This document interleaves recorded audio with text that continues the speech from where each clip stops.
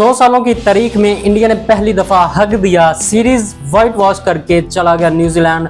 Even उनके बड़े players भी नहीं थे आए और इंडिया के सारे तगड़े प्लेयर्स खेल रहे थे। इस पूरे के पूरे मैच में जो दो बंदे गुनाहगार हैं वो हैं एक रोहित शर्मा और दूसरा विराट कोहली। विराट कोहली आपके हिसाब से जितना मर्जी बड़ा प्लेयर हो, लेकिन वो बंदा जीरो रह चुका है, क्योंकि पिछली कोई 80 इनिंग्स में उस बंदे की सिर्फ 2 सेंचुरीज हैं और उसकी एवरेज 20 से भी नीचे है।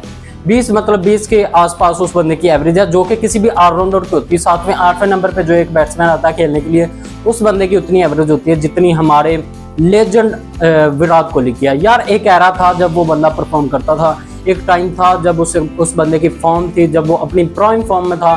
साउथ अफ्रीका को साउथ अफ्रीका में मारता था, ऑस्ट्रेलिया को ऑस्ट्रेलिया में जाके हराता था। लेकिन अब वो टाइम नहीं रहा।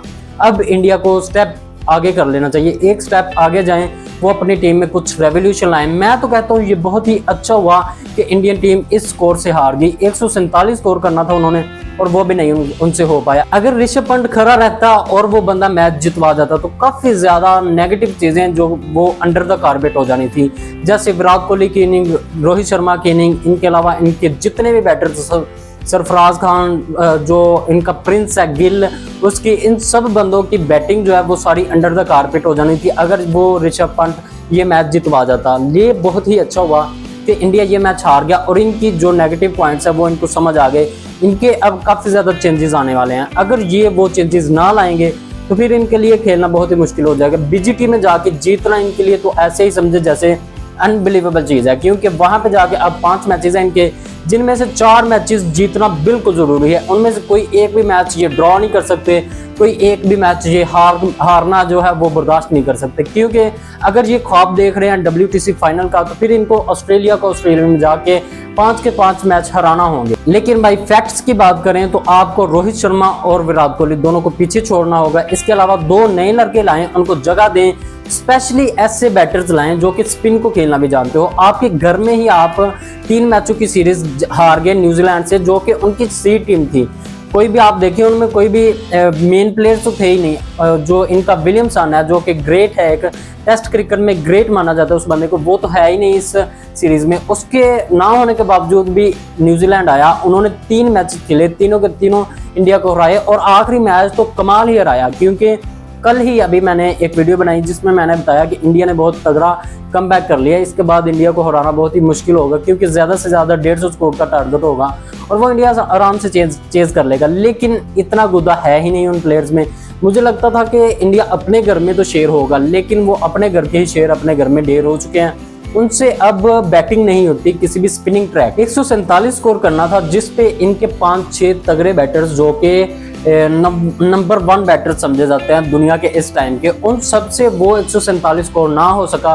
121 पे सारी की सारी टीम आउट होगी। दूसरी बात ये है कि इनके प्रॉपर ऑलराउंडर हैं दोनों, अश्विन और दूसरा जडेजा, और दोनों ने ही हक दिया, बिल्कुल कुछ नहीं किया, सारे लीड करके चले गए। वो बंदे भी एंड पे आ गए। जो अभी वीकेस्ट लिंक था इस मैच का वो यही 2 बंदे थे, एक रोहित शर्मा और विराट कोहली।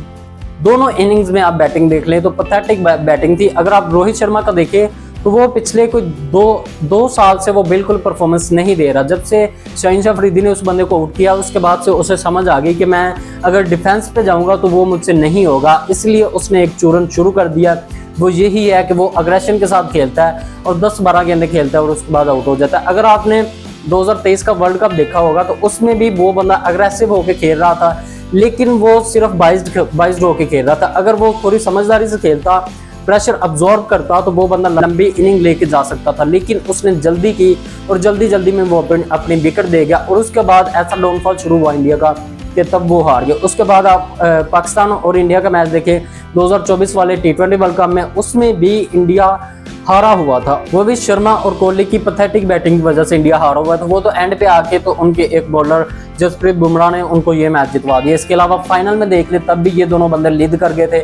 अगर वो मैच हार जाते, फाइनल वाला मैच हार जाते, तो इंडियन सारी अवाम ने शर्मा के पीछे पड़ जाना था और उसके अलावा कोहली के पीछे, जिस बंदे की इनिंग को सब ने ट्रोल करना था, क्योंकि उस बंदे ने इतनी स्लो इनिंग खेली थी एक T20 आज में।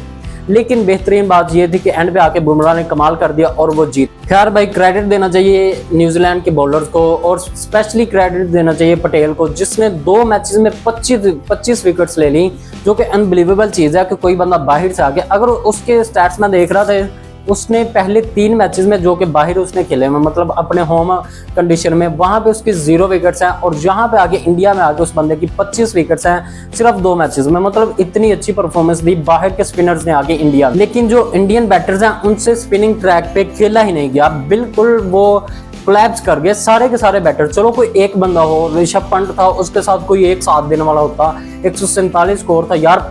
मैं जब 120-25 स्कोर हो गया था, अभी 6 और थे, मुझे लगा कि बस इंडिया जीत चुका है। मैं तो तब वीडियो भी बनाने लगा था, लेकिन बाद में ऐसा गंद किया, सिर्फ 5 मिनट के अंदर अंदर इंडिया ने इतना गंदा कोलैप्स किया कि उनके सारे के सारे आउट हो गए और इंडिया हार गया। और इतनी गंदी तरह हारा कि आज से 100 साल पहले भी इंडिया व्हाइट वॉश नहीं था हुआ, और आज के दिन वो आके व्हाइट वॉश हो गए।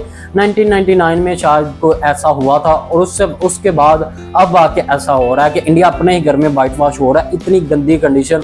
अब इंडिया के लिए WTC का फाइनल ना तो वो डिजर्व करते हैं और ना ही वो खेल सकते हैं, क्योंकि वो इतनी गंदी कंडीशन में आ चुके हैं। इस वीडियो में यही चीजें थी। आपको पसंद आए तो लाइक करें, नहीं पसंद आए तो डिसलाइक करें। मेरे फेसबुक पेज को फॉलो कर लें और यूट्यूब चैनल को सब्सक्राइब कर दें। मिलते हैं अगले वीडियो में, तब तक के लिए अपना ख्याल रखिएगा। अल्लाह हाफ़िज़।